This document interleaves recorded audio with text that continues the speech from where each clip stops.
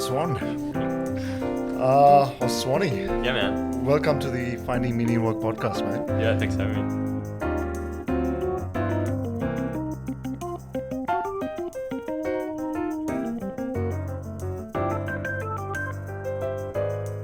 Thank you so much for doing this. So, you're the technology editor for the Age and the Sydney Morning Herald. Winner a couple of Walkley awards. Not yet. That's in the pipeline for future me. Okay. Maybe I can return on this podcast as like a Walkley Award winner. That's Yeah. I've won several. I don't talk about it a lot, but I have won a few. They're called the Lizzies. They're like the IT Journalism Awards. Sorry, that's what I meant. One, Lizzies, I've peaked in terms of like IT Journalism Awards. Yep.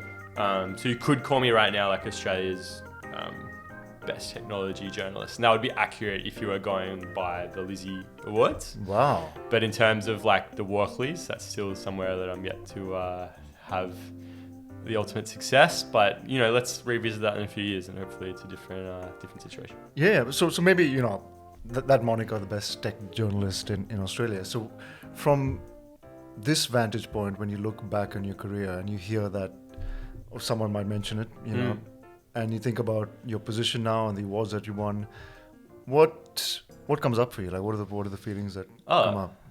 It's awesome, dude. Hell yeah. No, I think the nice thing, awards are never something you aim for, but I think the nice thing about these ones in particular compared to other awards is like they're awarded by your peers. And I think that peer recognition is something you do strive for, because in journalism we're in such a competitive game and we're all like up against each other trying to get the best stories and try to tell the stories in sort of the best way possible, but it's fiercely competitive. So we get like pissed off if we miss an exclusive that some other journalist gets, for example. Yep. So for them to, recognize what was good work over the past year is really gratifying. Yeah. Yeah. Is there a piece of work that you're most proud of? Yeah. Well, there's a couple. Can I have two? Yes, of course. Yeah. One that jumps to mind is a piece that might have been about 5 years ago now, which was I would say an investigative piece. Like I had a tip that there was I'll rewind a little bit. There's a guy in the Melbourne tech scene, and his name was Aaron D'Souza. And it turned out that Aaron had been close with Peter Thiel, and that Peter Thiel had secretly funded Hulk Hogan's lawsuit against Gawker, the US sort of gossip publication. And that Thiel had wanted to shut down Gawker effectively because Gawker had outed Thiel as being gay. And it was Aaron, who I knew from the Melbourne tech scene, that came up. He was a huge Thiel fanboy and had got close to Thiel and pitched him this idea of like, I know you want to shut down Gawker, but the best way for you to do that is not to sue them yourself, but fund someone else's lawsuit secretly. And so Hulk Hogan wanted to sue Gawker because Gawker had posted a sex tape of Hulk Hogan. Yep. And this whole plan, this like conspiracy, worked effectively, where this plan was set in motion, and it worked. And Gawker no longer exists. There was this big court case that then like a jury awarded millions of dollars to Hulk Hogan and effectively shut down Gawker. Anyway, it was this story that took me probably 6 months, I would say. Wow. I had to like fly to LA to interview Thiel in person, because I wanted to do that interview in person, and we had like an hour, and I rented a sports car for the day and just was like, I'm going to go all out and go like full. I think gonzo journalism is like the ideal of like you're in it and you're doing it, and maybe you don't write it that way, but like I want to be like in it and not removed from it. Yeah. And so like that story, I was like in it for like 6 months. Hunter S. Thompson. Yeah. I think like sometimes it can go too far that way, and writers can like get up their own assholes a little bit of like, I think there's a healthy level of detachment, but for me, the process of doing that story of like flying to LA, having dinners with Aaron where he would kind of tell me all about what happened, trying to like get onto Hulk Hogan's people to get them to talk. Like it was this story that I wasn't on full time for 6 months, but I was chipping away at it for 6 months. And then the end result was this cover story of the Weekend Australian magazine. I remember that so well. Yeah. Just to see that outcome and to like, I would still read it. I don't read it often, but like if I do read it again, I'm still proud of it. And I like think that work that I put into it then was reflected in the outcome. And I cringe when I read most of my older stuff, as most writers would, I'm sure, because you're like, oh fuck, like I've come a long way and I've learned a lot and got a lot better, but I read that one, I'm still really proud of it, which is nice. And then quickly the other one was a recent one where there was a guy called James Curran, and I reported that he'd been found to have been harassing some of the students in his coding program and resigned as a result. And that one took a few weeks again to like interview. It ended up being 9 women that came forward saying that he'd sent them harassing messages and stuff like that. And just those stories, that's a bit more fresh. And I just feel like those stories are really important and worth telling. And I'm proud of the work I did on that as well. Yeah. So it's almost, I suppose, maybe reflecting on those examples, it's almost like 2 sources of pride, where in the first one it was more the excitement of the work perhaps, and sitting across the table from Peter Thiel, but the second one is more that social good piece. Yeah. It's funny because like you said, the first one felt exciting all through that period of like, and it could have fallen over at any point. It could have been like, I don't know, it was sort of like this like high wire game a little bit, and the process was really fun. And then the second one, the process was not fun. It was like the opposite of fun. I was like, this is such a bummer. Yeah. And it got me down for a while because the process involved, interviewing women who were being really brave, coming forward and sending screenshots of messages and things like that. And as a new parent too, it was like some of these women who came forward were like, teenage girls when this behavior happened. And it bummed me out. And so that process was like the opposite of fun. But it felt like important work as well, which is its own reward. Sure. So maybe now, rewinding way back, where are you from, Swanee? What's your origin story? From here. From Melbourne? From Melbourne. Yeah? Not, from Southside, and famously, like, there's a north-south divide. So from Mount Waverley in the southeastern suburbs, and then I think most of us moved north when we hit 20, where it's like, there are no bars or any social life in some good aged care villages and things like that. But it's pretty quiet, Mount Waverley, which suited me growing up. Like, it was an awesome upbringing. But I'm north side, so across the north. But I been in Melbourne my whole life. Yeah. And where'd you go to school? I went to Hunting Tower for high school, which was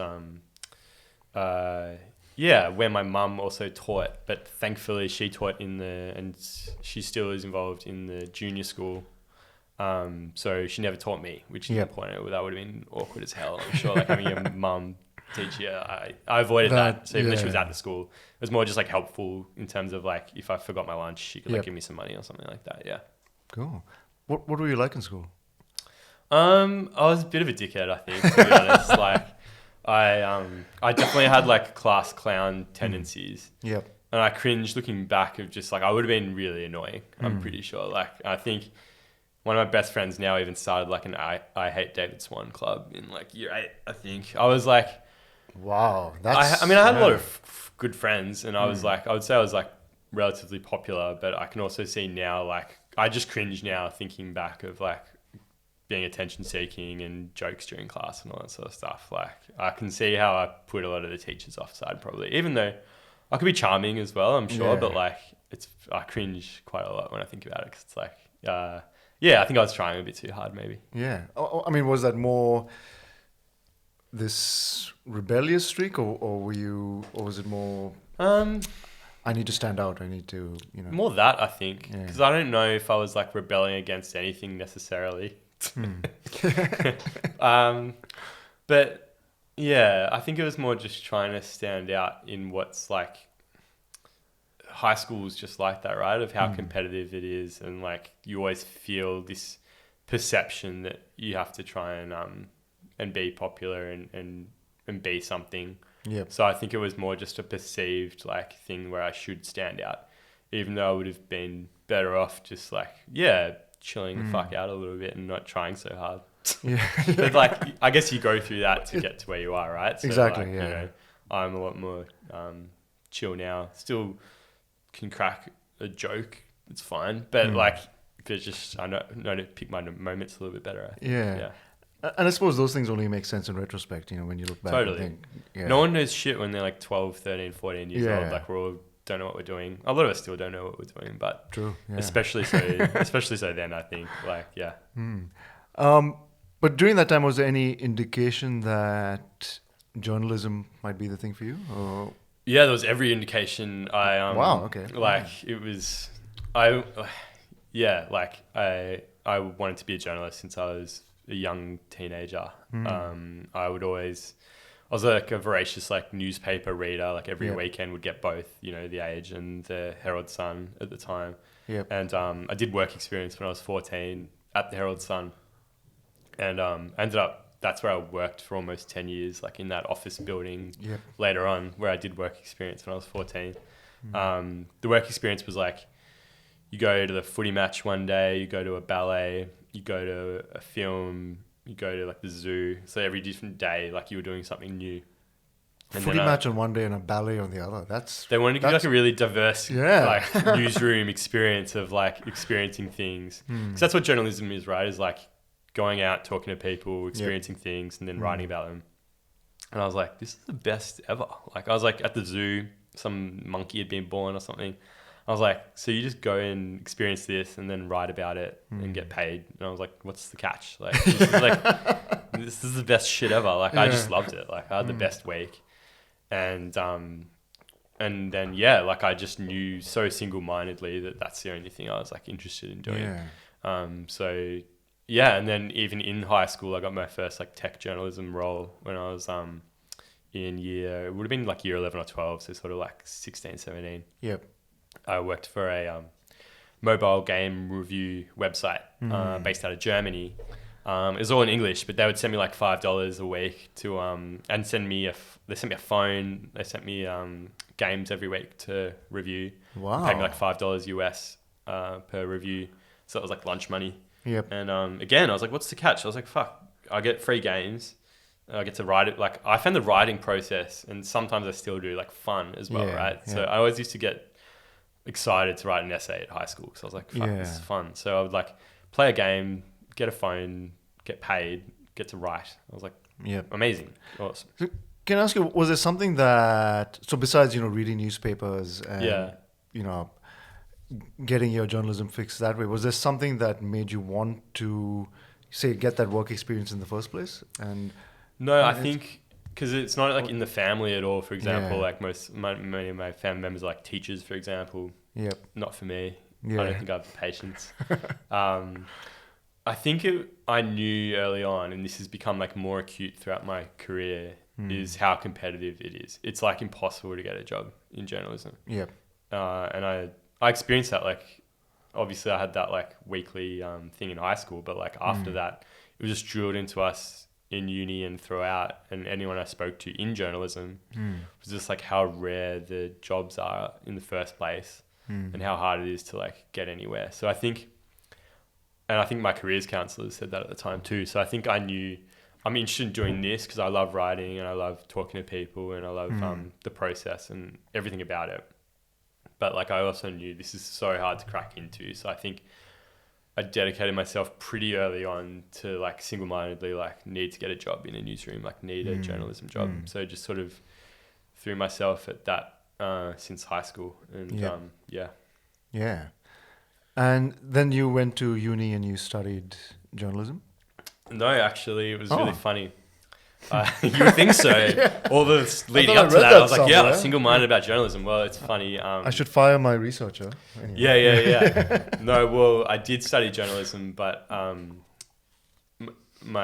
started studying PR at Okay, RMIT, but I knew that RMIT had the best journalism program Yep. by far, and was like the most well regarded. And the stats of like getting a job out of RMIT journalism, it's like that likelihood is much higher than if you'd studied at Monash or elsewhere. So I got in through the side door. So my enter score out of high school was like it was like 0.5, like not high enough for journalism. Yep. So it was like 96 and I'd got like 95.4 or something like that. So I was like, fuck. Still pretty good. But my problem was, and I still blame, like I have myself to blame, but I was turned 18 at the end of year 11. So it's 18 throughout the whole of year 12 and probably just went out a few too many nights where That's my dangerous, peers were studying. Yeah. So like I probably should have had a slight bit more self-control, and then I think I probably would have tipped over the edge, but it ended up being fine because I studied PR for a year, public relations. Yep. And that didn't need an enter score. It was just like an interview and a test, and I got in that way, and then transferred into journalism after doing a year of PR. Okay. And the year of PR made me think like, fuck, this is not for me at all. And I have such respect for PR people and good friendships and relationships with a lot of them. It's not for me, right? Like writing a press release, doing a pitch. It's just the other end of the coin, the other side of the coin in terms of like you're working for a company or a cause or a person trying to craft their message and spin that. And that's just what it is, right? That's what public relations is. And I'm like, my role is the opposite in terms of like finding the truth of the matter and trying to get cut through the spin. And I prefer that. And sometimes you work hand in hand with PR people because they might be a big part of that process and they might help get you access to certain people. They might help you find information and things like that. So often I work collaboratively with PR people on stories, but like it just made me think like, fuck, no, it's not for me. And so, did that year of PR and then got into journalism at RMIT through the side door, I guess. In school, were there any subjects that you like really gravitated towards as opposed to others? All the ones you'd think. Yeah, like English. Media, drama, because I was a fucking class clown at high school. All the ones you would think. Yeah. And how was uni, like studying journalism? Because you'd seen what actual journalists do before you went to uni. It's funny. I have mixed feelings about it, actually. I really threw myself into uni like I was the president of the student union. Which was like, we had the best policies ever. We were like free beer because we were going up against the socialist alternative at the time. And they were very much like the sort of free Palestine vibes. But my whole thing was like, this is about uni life. And I was like, they're global issues that are important, but like I was like, let's get more uni life happening. So like I was president of the student union for all of RMIT. Yeah, we had like 70,000 students we were representing. We had like a $2 million budget every year. So I was there for a couple of years, which was awesome. But in terms of the journalism program itself, it was like, and I think it's a problem with uni life in Australia, which is like you go to class and then you go home. And you hear about the experience in America of like people going to college and like living on campus and like building lifelong friends and all this sort of stuff. And I'm like, maybe I just watched too many American movies, but like that sounds awesome. And our class culture was just like, oh, you go to class and you go home. So that's kind of like a bummer. And I think it just limits a little bit like what you can get out of it maybe.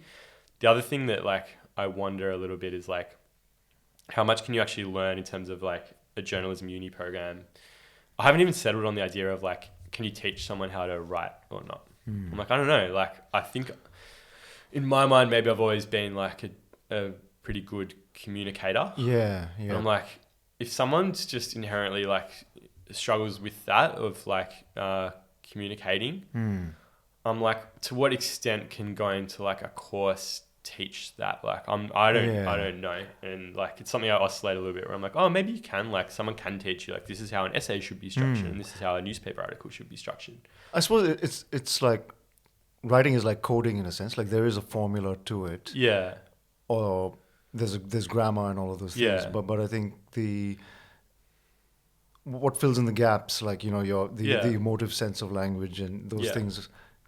Yeah, I'm not sure that can be taught. That's what makes it sing, right? And like Yeah. what good journalism is, it's like not an equation. It's like Yep. it's something that's like just it's hard to even articulate what that is, but like you kind of know it when you see it, or like you can sort of feel it. I don't know if you can teach that necessarily. So like I wouldn't say to others like, oh, go do. I think the journalism course was helpful in terms of like industry connections. It's really closely connected to like a lot of the lecturers and tutors are still working journalists, for example, and might be able to intro you to editors at newspapers. So in terms of like a pathway in to the industry, I found it really helpful. And a lot of those people I graduated with are like still friends today, and might be a newsreader at a TV station, or doing the weather or things like that. And in terms of networking and connections, really valuable. In terms of like teaching me how to like write a good sentence, like I don't know. Yeah. So maybe just going back to your student union leadership, that's a pretty significant, I suppose, leadership position at quite a young age. Do you feel that leadership comes naturally to you, or was it something that you had to work towards? Or I think so. In terms of just like, I've always been that person to like put up my hand and not be afraid of like failing, I guess, in terms of just putting myself out there for things. Yep. Loved debating in high school, for example, like love public speaking. Look, man, if we could get some like audience in here, that would be great. Like just fill it with like a few dozen people. I don't know. Like, sorry, mate, if I'd known earlier, should put that on my request form. I think like for most people that freaks them out, right? Like putting them on a stage and being like, oh, you have to speak in front of 500 people. And I'm like, awesome. Like that sounds like fun to me. And for some people, I'm sure that's the case. Yeah. So I've always like enjoyed that. And the stuff in terms of uni, I don't know, a bit of it is like just be the change, right? Like I thought my first year at uni, I was like, it is a bit of a bummer we just like go home and people don't like hang out at uni. I think RMIT as well, it's like middle of the city. Yeah. It's very you're easy at a train station, you just go home. Other campuses like Melbourne Uni, Monash, people go and like you have to make an effort to go out there in the first place. And then once you're there is like big green like grounds to hang out on. There's like, people enjoy like staying there and spending time. So I think a lot of the pull as well was just like I want to make uni like a place that people want to spend their time and hang out. So I was like, well, like let's do that. And so we had like free beer every week, and we had like all these social clubs and parties and things like that. And I think it did make a dent in that, which is awesome. And then there was like the politics aspect, which was like I was running on a ticket with other people in Young Labour. So I was in Young Labour. And some of those people are like MPs now, which is like fucking crazy. Wow. But, I had to make a choice at the end of uni, I guess, if I wanted to like continue down the politics path and stay with some of those people in Young Labour who ended up, as I said, like being MPs now or going into politics on a more full-time basis, or stick with journalism.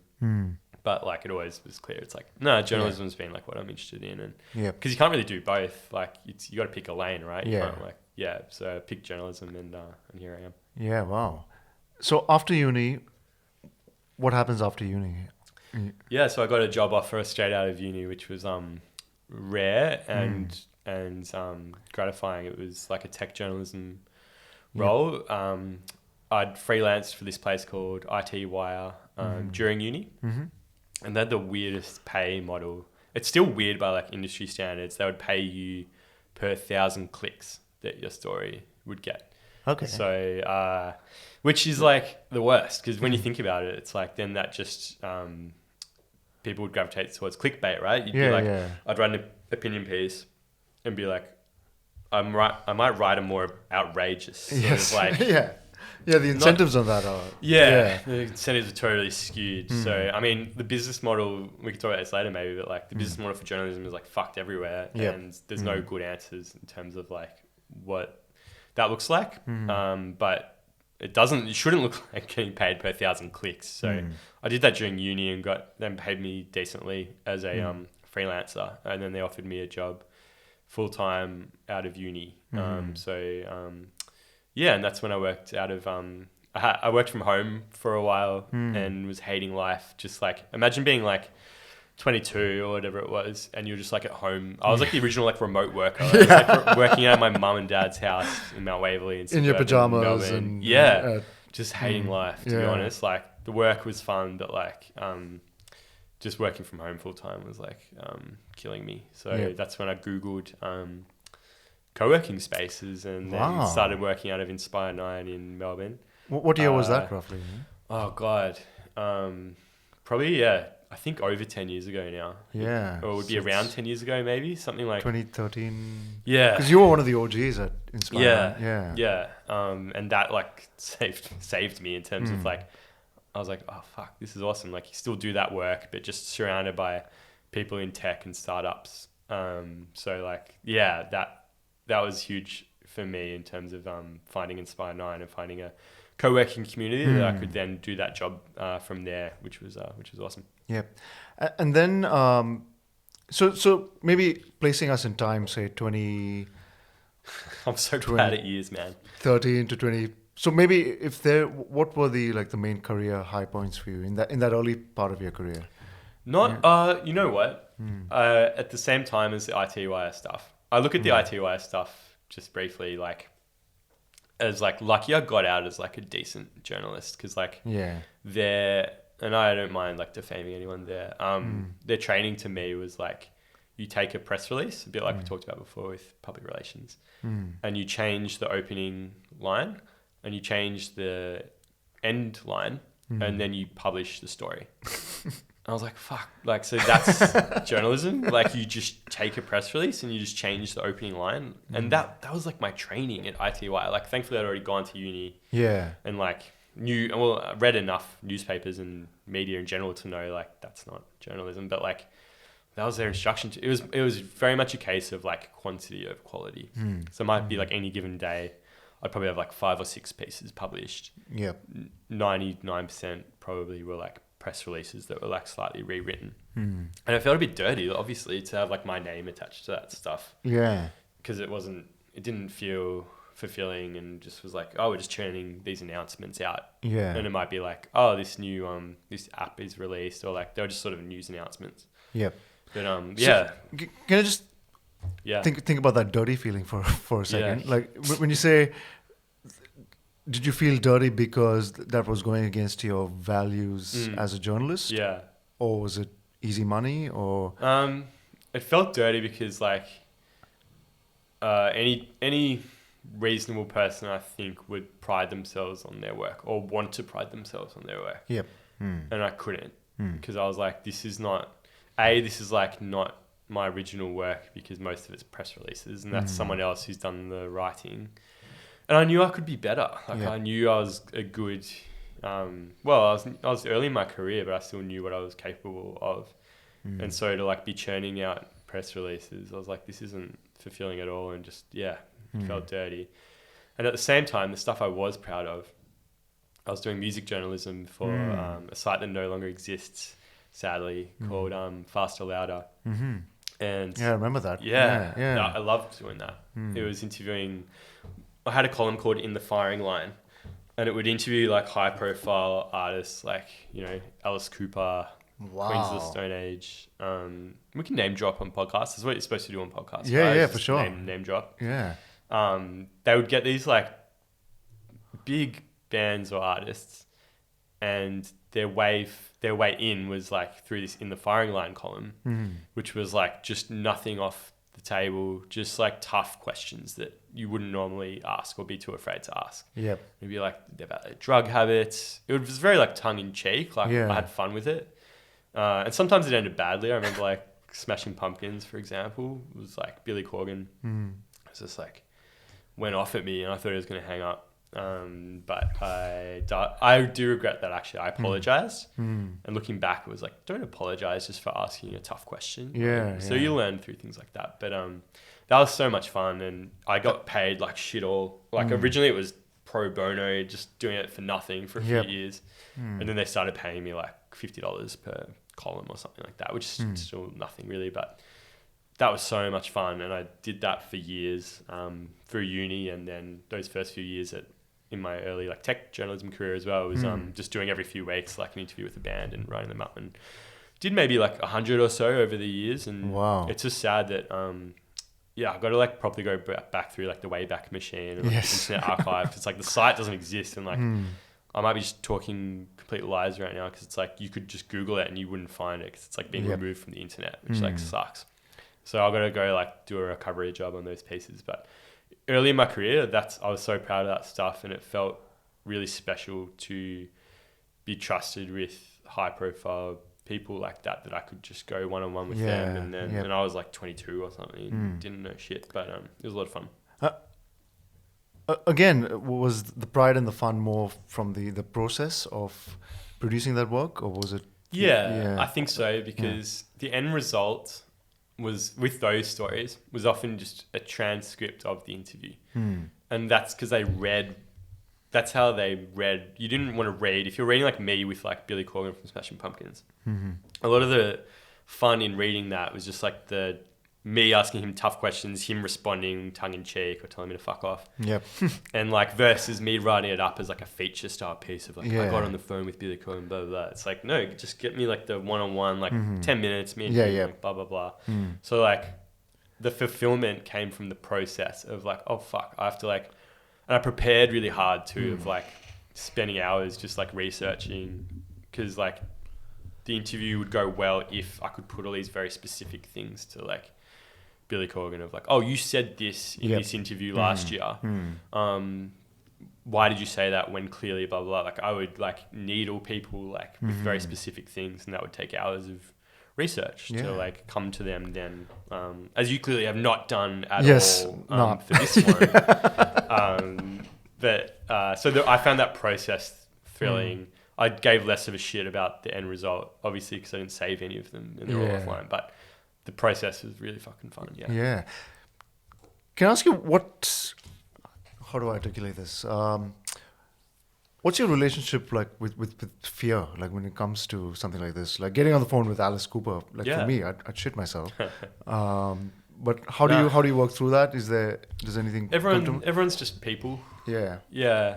I think I learned that especially with like these quote unquote like rock stars. It's like they're just people. Yeah. And they could treat you like they're not, and they could try and be like high and mighty, or like they don't have time for you or whatever. Like some interviews went badly maybe if like their publicist hadn't communicated to them that it was like a quote unquote firing line interview. So they just thought I was being an asshole for the sake of it, for example. But most people would like meet me on my level, even though I look back at it, I'm like, oh, I was a 22-year-old and like, you know, probably sounded like it too. But everyone's just another person, and you just got to treat it like that. And same with my role now of like the Elons of the world, or like whichever tech exec it is, who are, you know, there's a good parallel there, I think, of like them being the new rock stars in terms of all the tech people floating around now. Yeah. And I sort of treat them the same way of like, they're just people, and like they have their own bullshit, and you know, not to, I think the only other thing I'd say is like, I'm very grateful that my interviews now and then are largely not for like broadcast or podcasting. So I don't have to be perfect. I just have to get the end result, which is like good quotes to use in a story. It's not live TV. It's not anything like that. So it's like the onus is less on me to nail every single question and sound amazing. And like, I just can fumble around if I need to get to the end result, which is you giving me the answer that I need to be able to print in a story. So then can I ask about, you know, your transition to tech journalism? Like, why tech journalism? Yeah, like I think as a high school student, for example, I was, you know, other kids would be reading like Mad Magazine. I liked Mad Magazine, but like I'd be reading like computer magazines and gaming magazines. So like I was like reading tech journalism. And it's funny that a lot of the people I ended up reading at that time, like say when I was like 16, are like colleagues now still. Not many are around still, but some of them are, and some of them are in like PR, for example, and might be like pitching me stories. It's like a funny circle of life thing where it's like I was reading their shit when I was like 15 or 16, which is really cool. So I think like I never got into journalism wanting specifically to be a tech journalist. Like I didn't mind. Like music journalism was super fun. I could have been a political journalist. I've always been interested in politics. Could have been something else. But ITY were the first ones to offer me a full-time job. And I learned very quickly that like if you get offered a full-time job, like take it, get into the industry, and then you can figure it out later. And it's been very fortuitous, I think, that like tech journalism's been my beat and my like specialty. Because like look at where we are and the way the economy is and the way the world is. It's just like tech is where it's at, and it's front page news now in a way it didn't used to be. Like when I started my career, it was always sort of back of the newspaper and still a very niche thing. And now it's like all the world's biggest companies are tech companies, and all the biggest celebs, for better or worse, are like in tech now. So like you said, they're the new rock stars. So it's been fortuitous. I think it wasn't by design. It was more like my first job offer was a tech journalism offer, but then every year since then I've got deeper into it, and it's made less sense to then like change, because journalists do move around often in general in terms of like moving on to different rounds and different specialty areas, but like tech's always made sense for me. So I think I've been involved with the tech sector for a while as well now, and maybe I'll get your perception of this. Like there was this real excitement in the tech sector, say around 2016, 2017, where the Zuckerbergs and Elons of the world were, or at least the perception was that they were kind of the good guys in that, they were like, Zuckerberg had this vision of, we're all going to get together and hold hands and sing Kumbaya. And then Musk was all about, sticking it to the oil companies. And how do you feel about the perception of tech, or the mythology of tech since then compared to now? It's interesting because I think like I mapped my career to that, and I've gone from being like a good news reporter to like someone who's like questioning everything, heavily skeptical, writing opinion pieces regularly now. Like I have one due for this weekend about Elon, for example, and his potential role in a Trump government. I think I don't know if it's inevitable that like what you set out to, like you end up becoming the thing that you set up to disrupt. Set out to disrupt. Like if you're like, it's a hypothesis I have a little bit of, like if you start out being Airbnb, if you keep going down that path, you ending up another hotel or worse than the hotels, for example. If you're Uber, you end up becoming quote unquote like worse than taxis. Is that just a circle of life thing? Like you start off the disruptor and then you just end up being the thing that you were trying to disrupt in the first place. Like that's kind of, I don't know. It's a cool line. I don't know if that's true, and it needs someone to do a PhD or whatever. I'm too busy on other stories. But I think that's why I look at it a little bit of like, you can set off well-intentioned, but in this sort of like capitalist society that we've built that rewards like growth at all costs, and then you're inevitably, if you keep growing and succeeding, then you just end up another big company that's then ripe for disruption again. And you're right. I think it's, the way I see it is, it comes down to, I think, as simple as money and power. Especially power is like a potent drug, and once you're hooked, then it's hard to. It's hard as well. Like I think I would say there are many like well-intentioned people in tech. Like I think it gets painted with like a broad brush of like big tech equals evil, for example. But like having interviewed some of them over the years, like Evan Spiegel, for example, I've interviewed him maybe like five times over the years. Snapchat CEO. He's a really nice guy, like a really like lovely, thoughtful person. But like what Snapchat's done in terms of just like, it's not as, it doesn't get compared to, it's much smaller than Facebook, for example. It's not Tesla, but like it's still just inherently, because of the things that, the Silicon Valleys of the world and the tech industry rewards, becomes this big thing that then at the cost of things like safety, arguably, things like I mean, they've been good on privacy, for example, but just like, I think my point is that this sector is full of well-intentioned people that started out particularly meaning really well, but have now been like caught up into this venture capitalist vortex that rewards growth at all costs. And so I think like the net output is often maybe a negative for the world, even with these like well-intentioned people who meant well at the start. Yeah. And like you said, you mapped your career to this evolution of the sector. How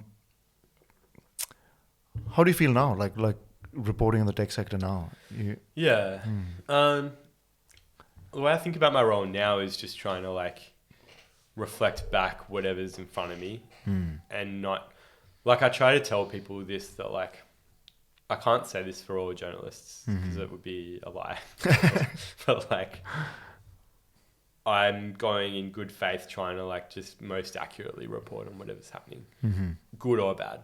So I don't look at myself as like now being like, being mainly a harbinger of like bad news or good news. It's more just like whatever's happening, I want to be reporting on it, good or bad.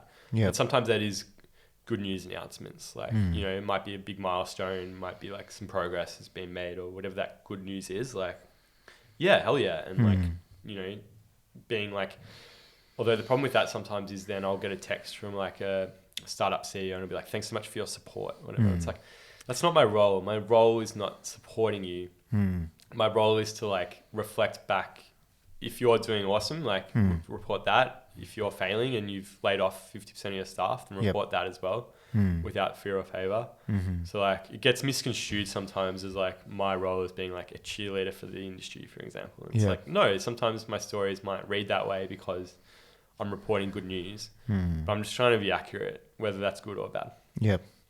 I was wondering just your take on, say, where we are at now with journalism as a whole, because I mean, we're recording this, it's a contentious time with the US election and so on. And,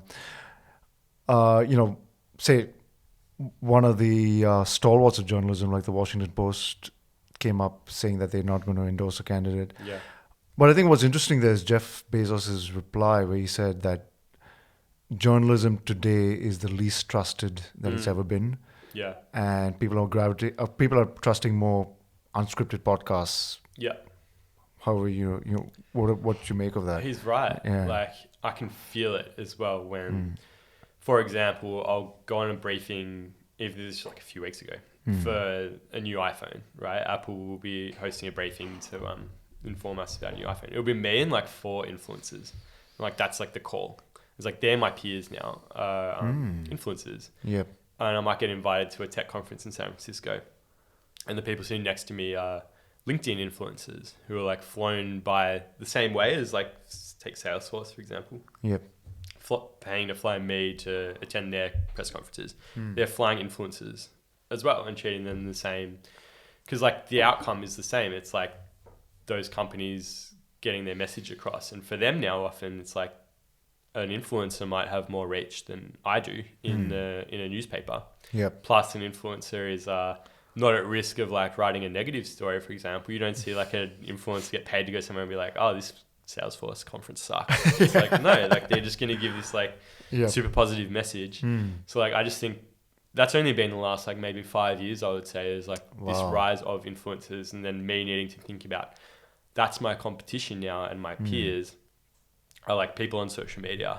And it's just such a different process. The outcome is similar in terms of like, it's getting a message across to people, and through them, it's like unmediated, obviously. And through me, it's like, my stories have to go through like editors and lawyers who like read fact checkers. Yeah. We've lost a lot of those people, sadly, as the industry has shrunk, but like there are still layers to the process. And Bezos is right in terms of just, unfortunately, a lot of the eyeballs are now just more on the social media and influencers and not on legacy media, mainstream media, quote unquote, because we don't have that. We've lost that trust, I think. And I'll notice it if I like introduce myself at a bar, particularly when I used to write for the Australian, and then I was like Murdoch Media, and just like this like instant like distrust that was sort of there, or just skepticism, and that's something I have to overcome often now, is like to convince people that I'm the best person to tell their story because I'm like with a newspaper, and people just come into that with all sorts of assumptions, and a lot of people just don't read or engage with the media like they used to. So it's a real problem that we're up against, and something I'm thinking about constantly of like, in 10 years, for example, am I still going to be relevant in terms of like, I just want to be wherever like the audience is. And so would I get more audience like starting a Substack, for example, and going independent? I think right now I'm like still at one of the most widely read publications in Australia, for example, and I'm like very grateful for that. But like, will that be the case forever? Like, or will audiences continue to fragment towards social media and things like Substacks? Like, who knows? But I just want to make sure, obviously, that I'm wherever the audience is. Yeah. And yeah, well, I think that's, as someone, who loves reading newspapers. Yeah. And also, I mean, because I'm a big, movie fan, and I love books and so on. Like, I love the stories about newspapers. Yeah. Like we've talked about, like, All the President's Men and so Yeah. on. To me, I think that's a sad state of affairs. But then I suppose for you, in terms of your evolution as a journalist, how do you feel about where you are right now? And one thing that like I try not to forget is like, the industry has shrunk every year I've been in it, in terms of like people have been walked out of newsrooms every year I've been in them, in terms of like, it's just been shrinking constantly because of the business model challenges. So, what started off when I was at the Australian as like a newsroom in Melbourne of maybe probably 60 or 70, eventually became like 20, and just shrunk every year. But that's given me opportunity too, in terms of like, to be the tech editor of the national newspaper, and then tech editor now of the agency in the Morning Herald. It's like, I don't know if I would have had those opportunities like a decade or two ago, when the industry was much bigger. I think I'm that's a silver lining, I guess, is like, it's granting me opportunities to like have these like more senior roles than I might have had if everyone was still around.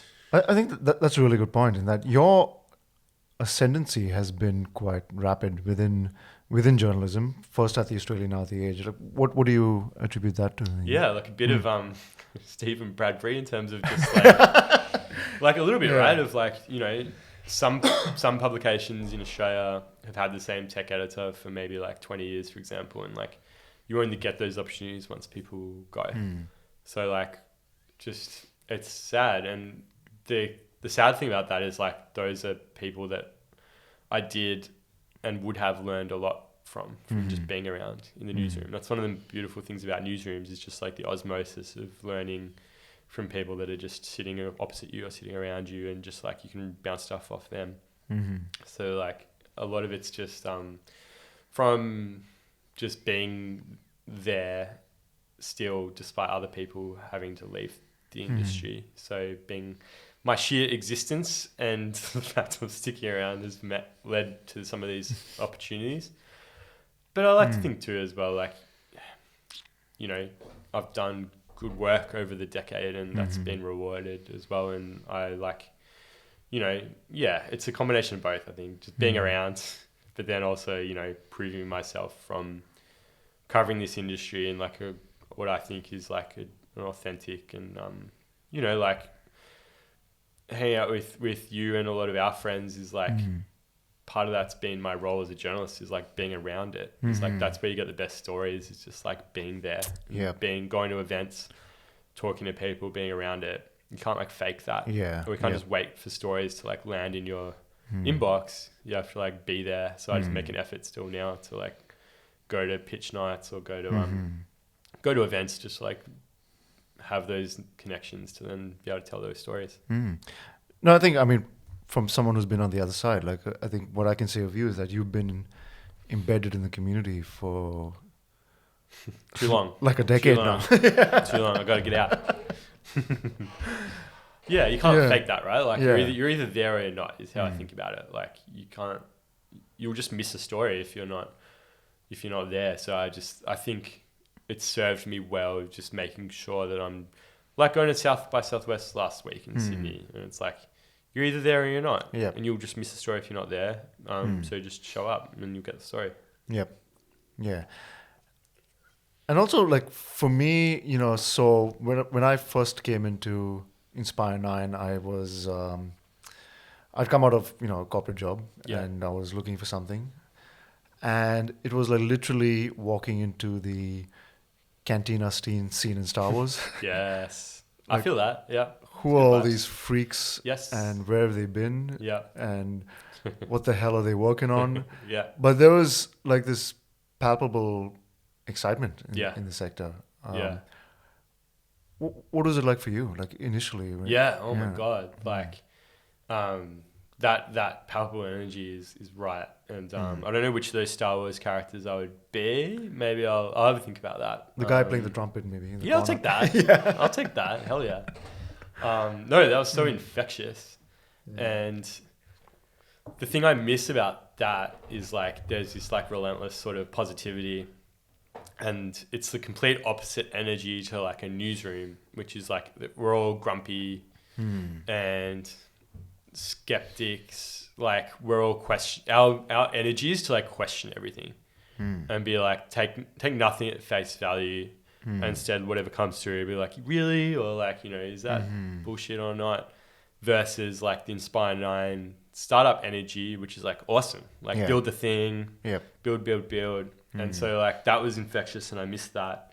And that's made me question sometimes like journalism in general. I think like maybe particularly like a couple of years ago I was like pretty burnt out, and I was like, would it make sense for me to be more in a tech company itself, so go to the other side? Because I'm like, my energy in general is like positive and like yes, awesome, like like I don't fit that journalist mode as much as being, well, I'm not grumpy most days, and I do like asking tough questions, but often it's not my default position on anything of like being like of just not believing people. Like I do ask hard questions, but like I think I've found it hard being in environments where it's like calling everything out as being bullshit. Can just maybe for any person that can feel like a draining environment to be around every day. Where just everything is like that's bullshit. Blah, blah, blah. And as I said, like I like to tell stories both negative or positive. It's just more like I want to try and reflect whatever's happening. So I think maybe it reflected more just some burnout a couple of years ago where I was just like, just like get me out of here. Do I want to go to a tech company instead? So was it more that it was your positivity was grating against the, I suppose, negativity of where you are? Or? And even more just a literal sense of like in the newsroom I was at the time, on any given day there'd be like 5 people in and they were just all grumpy. And so it was just like not a good day-to-day work environment to be in, compared to like now where I'll go in the newsroom, there'll be like 80 people in on a given day and like a bunch of good energy around. So I think it was just a very like literal, like, my vibes aren't, I just wasn't vibing it. You are a recent father. So congratulations. Thank you. I'm alive. He's alive, more importantly, which is good. Firstly, you've been quite awake and alert during this, so Thank you. That's impressive. Coffee helps. Yes. But how has fatherhood changed how you view your career? Or? Yeah, I think it's made me definitely changes your perception of time and how much you value your time. Like I might be at it definitely like in the past I might go to extended drinks with a contact, for example, and now that becomes like a phone call or a coffee in the morning because I need to be back by 6 p.m. for bath time, for example, because bath times are one of my jobs, which I enjoy.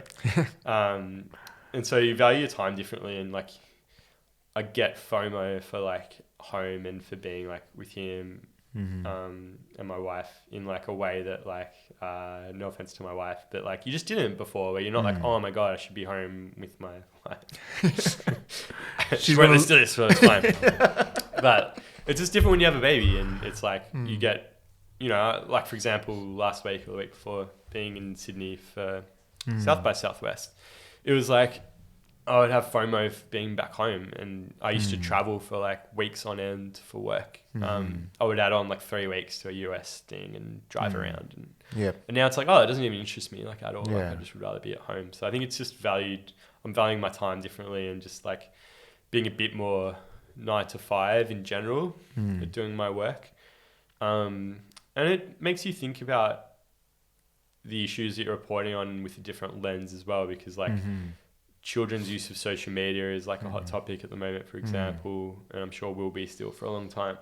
And you just think about things like that differently as an actual parent compared to just reporting on it in like the hypothetical previously. Now it's like, oh shit, I have to like, he's, you know, 6 months old now, but when he's, you know, 8, 9, 10, etc., I'll have to be thinking about, do I want him to have a phone? Do I want him on Snapchat? That sort of stuff. And even things like when he was born, do we post it to social media, or is that an invasion of his privacy, photos of him, for example? So like the issues just become relevant in a different way when you're going through it yourself. How about, has it changed your view of, say, what success means to you, or like ambition within your work, or I think I give less of a shit about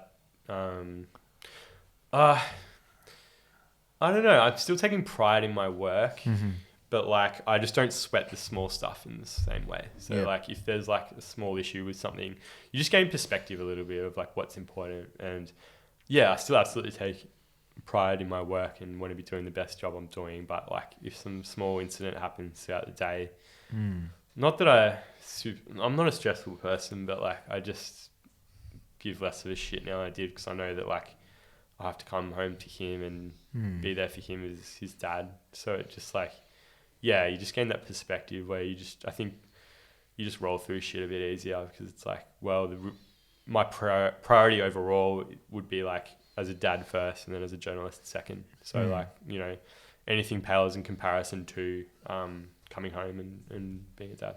Cool. This is, you know, the Finding Meaning in Work podcast. What does that phrase mean to you? Meaningful work. I think like if I go back to like the root of what I'm doing, it's storytelling. And so like, I think that's why if at points I've felt unfulfilled during my career, it's when I haven't been like an effective storyteller. So I think being a storyteller is like my role at its purest. If you like peeled back all the layers, it's just like, what story are you telling? So like that's like what my work means to me. And finally, how do you currently find meaning in the work that you do? I think it's like, it's more about the process than the finished product. So like it's through like conversations like this, it's through, because like the core of my job involves like talking to people and telling their stories. So I think like the conversations I'm having, like I get meaning from that.